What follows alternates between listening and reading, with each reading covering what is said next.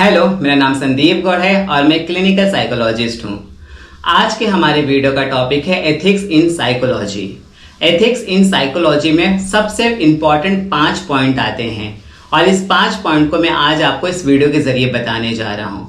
कोई भी साइकियाट्रिस्ट हुआ, कोई भी साइकोलॉजिस्ट हुआ, कोई भी काउंसलर हुआ, ये 5 पॉइंट को हमेशा अपने दिमाग में रखता है किसी भी पेशेंट की ट्रीटमेंट करने से पहले, या कोई भी पेशेंट या कोई भी क्लाइंट उसके पास ट्रीटमेंट लेने के लिए आता है तो ये 5 पॉइंट को बहुत ही ज्यादा महत्व दिया जाता है।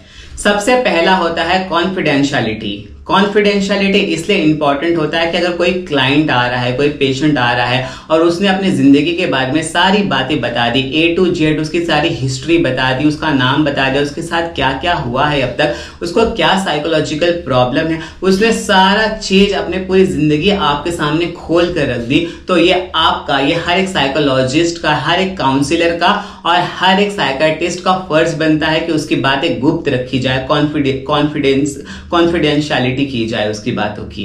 तो इसलिए अगर हम कभी भी कोई भी क्लाइंट आता है या पेशेंट आता है तो हम उसके ऊपर जो टेस्ट परफॉर्म करते हैं या कोई भी ट्रीटमेंट देते हैं तो उस शीट पर या उस जो फाइल होती है उसके ऊपर उसका नाम नहीं लिखा जाता, उसके ऊपर एक कोड वर्ड लिखा जाता है और उस कोड वर्ड को हम अपनी पर्सनल डायरी में लिखते हैं और उस डायरी के सामने उसका नाम लिखते हैं, तब ताकि हमको पता चले कि हाँ ये कोड वर्ड इस क्लाइंट का है या इस पेशेंट का है। हमको पढ़ाई में भी यही सिखाया गया था। जब हम मास्टर कर रहे थे तो हमको यही, हमारे जो टीचर्स थे, प्रोफेसर्स थे, उन्होंने यही सिखाया कि कभी भी किसी भी जो आप टेस्ट परफॉर्म कर रहे हो उसकी शीट के ऊपर पेशेंट का नाम बिल्कुल भी मत लिखो, आप कोड वर्ड लिखो और वो कोड वर्ड आपको याद होना चाहिए कि किस पेशेंट का। खुद की पर्सनल डायरी बनाओ और उसके अंदर सब नोट डाउन करो, अपना कोड और साथ में उसके साथ पेशेंट का नाम। ये होता है फर्स्ट एथिक्स। देन सेकेंड होता है जस्टिस।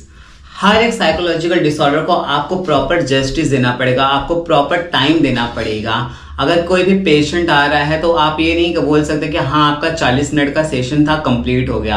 अगर वो एक्सटेंड हो रहा है 15 मिनट 10 मिनट तो आपको एक्सटेंड कर देना चाहिए, ना कि आपको टाइम लगाकर सेशन रखना चाहिए, क्योंकि बातें जो होती हैं कभी भी टाइम के अकॉर्डिंग नहीं होती, वो थोड़ा बहुत ऊपर नीचे हो सकता है। इसके लिए हमारे गाइड ने हमको सिखाया था और ये भी एथिक्स होता है कि अगर आपका पेशेंट को नीड चाहिए, थोड़ी आपको ज्यादा हेल्प चाहिए किसी पेशेंट को, तो you have to do that help. आपको हेल्प देनी चाहिए और करना चाहिए, ये एथिक्स है आपका।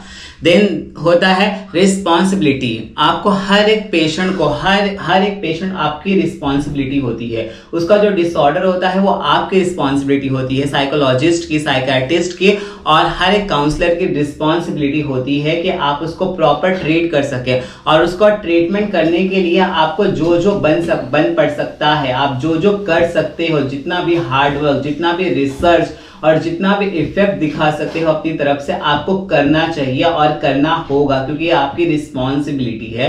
तो आपको अपने पेशेंट को डिटेल, आपको उसका पूरी डिटेल चेक करनी चाहिए, हिस्ट्री चेक करनी चाहिए, आपको उसको पूरा स्टडी हमको करना पड़ता है।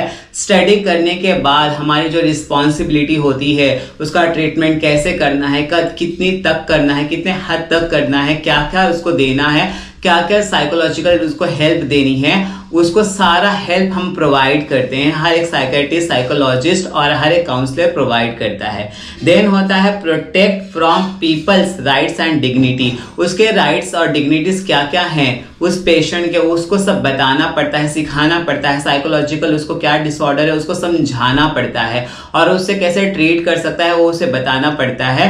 और बताने के बाद उसको एजुकेट करने के बाद जो उसके राइट्स होते हैं उसके लिए हमको अपनी तरफ से जो इफेक्ट दिखा सकते हैं हमको वो दिखाना चाहिए। हर एक साइकियाट्रिस्ट, साइकोलॉजिस्ट और काउंसलर को दिखाना चाहिए कि आप उसकी फैमिली को बुलाओ, उसकी फैमिली को एजुकेट करो, ना कि ओनली पेशेंट को ट्रीटमेंट करके छोड़ दो और बाहर जाने के बाद, फैमिली के पास जाने के बाद फैमिली बोले यार तो इससे तो कुछ नहीं हुआ था, ऐसा वैसा, इससे तो कोई डिसऑर्डर नहीं था, ओसीडी तो कुछ होती ही नहीं है, डिप्रेशन क्या होता है, एंजाइटी तो किससे कभी सुना ही नहीं, पैनिक अटैक क्या होता है, कोई फैमिली ऐसे बोलती है जिनको पता ही नहीं होता। तो इसके लिए आपको अपने क्लाइंट के लिए लड़ना पड़ेगा उसकी राइट्स के लिए। हर एक साइकोलॉजिस्ट के लिए, हर एक साइकोलॉजिस्ट और काउंसलर और हर एक साइकेट्रिस्ट को लड़ना चाहिए अपने क्लाइंट्स के राइट्स के लिए, उसके घर में उसका हक दिलाने के लिए, हाँ उसकी फैमिली को एजुकेट करने के लिए कि ओसीडी क्या होती है, डिप्रेशन क्या होता है, एंजाइटी क्या होती है, पैनिक अटैक क्या होता है, सिजोफ्रेनिया क्या होता है, बाइपोलर डिसऑर्डर क्या होता है। हमको उनकी फैमिली को बताना पड़ता है, सिखाना पड़ता है, समझाना पड़ता है, एजुकेट करना पड़ता है,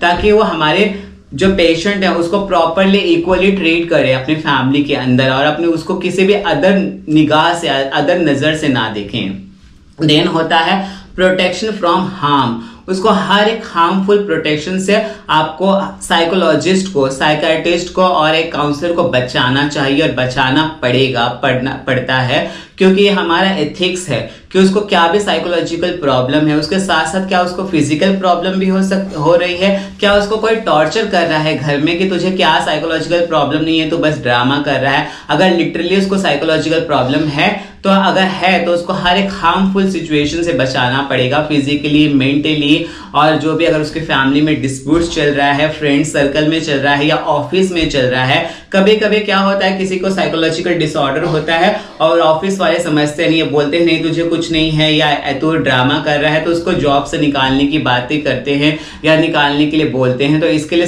साइकोलॉजिस्ट को जो भी बन पड़े, लेटर लिखना पड़े, या फिर अगर आपको जो भी आपके डिसऑर्डर के अकॉर्डिंग आकर आपके पास टेस्ट है, उस टेस्ट को उनके ऑफिस में सेंड करना पड़ेगा, हाँ इसको सचमुच इसको साइकोलॉजिकल डिसऑर्डर है और आपको इसको कुछ दिन की लीव देनी चाहिए या देनी पड़ेगी, तो आपको करना चाहिए हर एक हार्मफुल सिचुएशन से अपने क्लाइंट को बचाने के लिए। तो ये 5 एथिक्स होते हैं जो हर एक साइकोलॉजिस्ट, साइकाइट्रिस्ट और काउंसलर फॉलो करता है और फॉलो करना चाहिए इन साइकोलॉजी। आई होप मैंने इस वीडियो में आपको साइकोलॉजी से रिलेटेड और साइकोलॉजी के एथिक्स रिलेटेड कुछ इंपॉर्टेंट बातें बताई हो। तो वीडियो पसंद आए तो प्लीज इसे लाइक करिएगा, शेयर करिएगा और मेरे चैनल को सब्सक्राइब करिएगा। Thank you.